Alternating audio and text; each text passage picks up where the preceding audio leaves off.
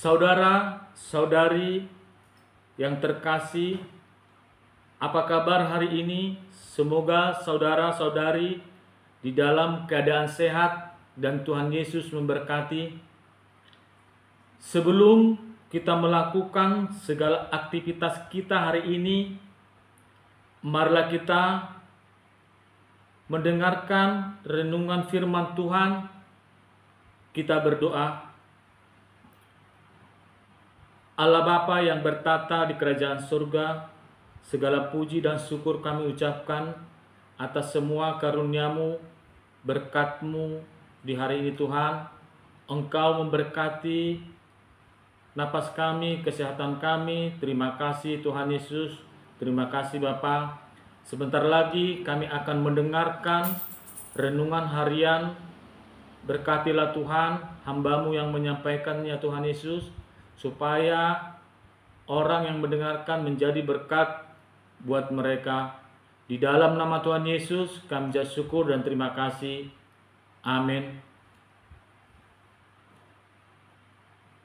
Saudara-saudari yang terkasih, firman Tuhan untuk kita pada hari ini, Sabtu tanggal 22 Maret 2025, yang tertulis dalam Lukas 18 ayat 31. Begini bunyinya: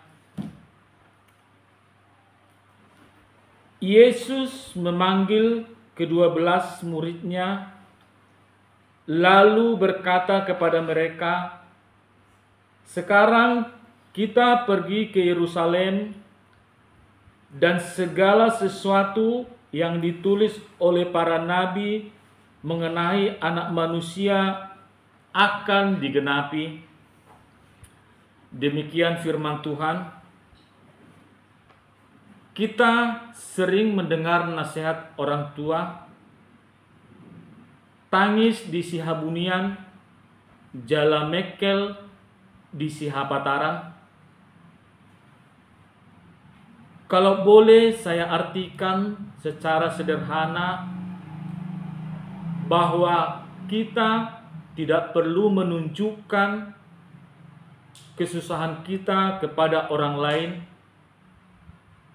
supaya orang lain, iba atau kita, dikasihani.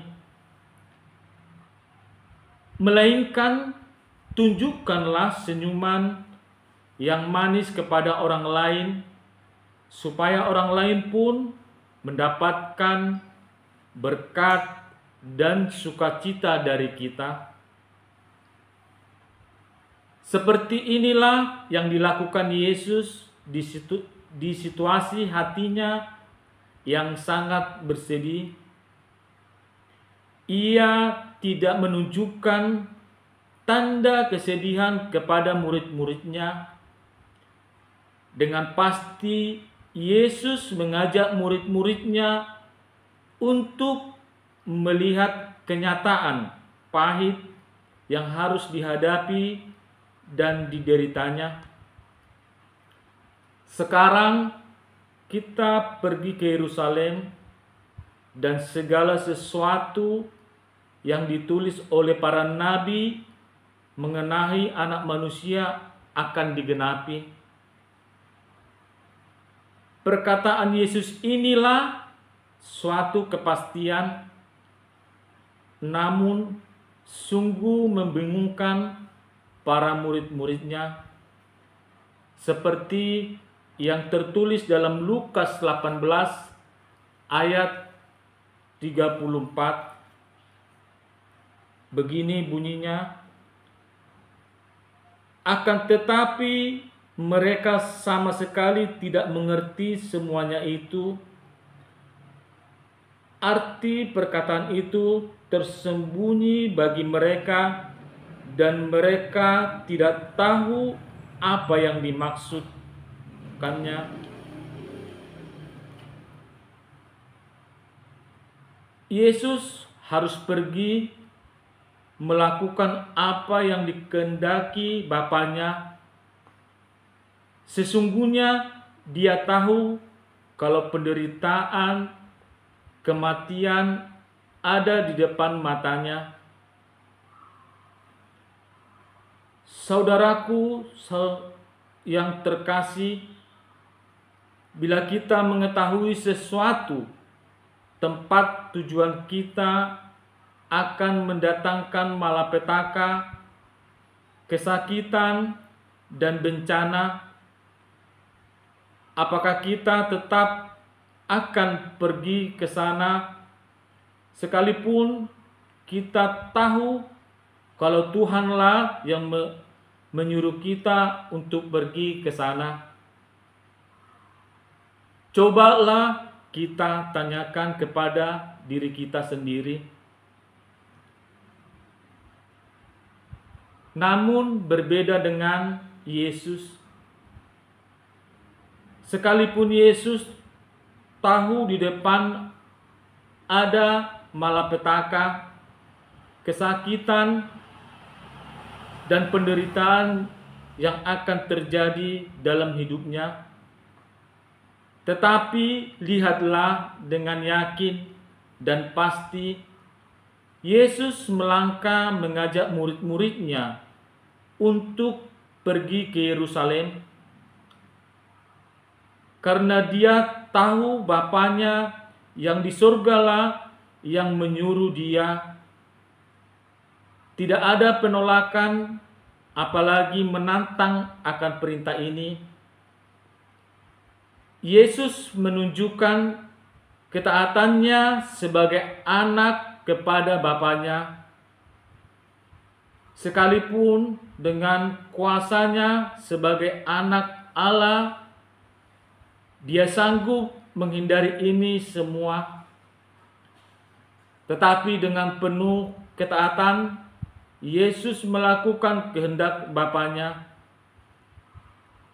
Saudara-saudari yang dikasihi Tuhan Yesus Kristus, renungan kita hari ini mengajak kita menghadapi tantangan bahkan pergumulan yang akan terjadi di depan hidup kita.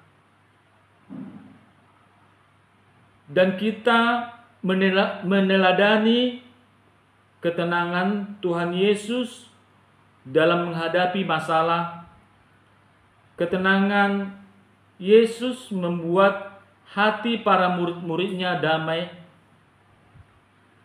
Demikianlah dengan kita, sekalipun dalam pergumulan, kita harus bisa membawa kedamaian kepada semua orang, hidup tenang dan berhikmat, karena percaya dalam situasi bagaimanapun Tuhan Yesus tetap bersama kita. Taatlah kepada Allah senantiasa, karena ketaatan kita akan mendatangkan sukacita dan keselamatan bagi kita dan orang lain. Tuhan Yesus Kristus memberkati kita. Kita berdoa. Allah Bapa yang bertata di kerajaan surga, puji dan syukur kami ucapkan ya Tuhan. Terima kasih atas firman-Mu Tuhan di hari ini. Biarlah Tuhan firman itu menjadi pegangan dalam kehidupan kami Tuhan. Seperti Yesus yang taat kepada Bapanya, begitu juga kami ya Tuhan. Berkati kami Tuhan supaya kami taat kepada Allah. Terima kasih Bapa. Berkatilah Tuhan aktivitas kami hari ini Tuhan. Berkati rumah tangga kami. Berkati di setiap langkah-langkah kami Tuhan, supaya apa yang kami lakukan sesuai dengan kehendak-Mu ya Tuhan Yesus. Ampuni segala dosa dan pelanggaran kami. Di dalam nama Tuhan Yesus kami mengucap syukur dan terima kasih. Bapa kami yang di surga, dikuduskanlah nama-Mu, datanglah kerajaan-Mu, jadilah kehendak-Mu di bumi seperti di surga. Berikanlah kami pada hari ini makanan kami yang secukupnya, dan ampunilah kami akan kesalahan kami, seperti kami juga mengampuni orang yang bersalah kepada kami. Dan janganlah membawa kami ke dalam pencobaan, tetapi lepaskanlah kami daripada yang jahat. Karena Engkau yang mempunyai kerajaan dan kekuasaan dan kemuliaan sampai selama-lamanya. Amin. Kasih karunia Tuhan Yesus Kristus dan kasih Allah Bapa dan persekutuan Roh Kudus itulah yang memberkati kita sekarang sampai selama-lamanya. Amin. Horas.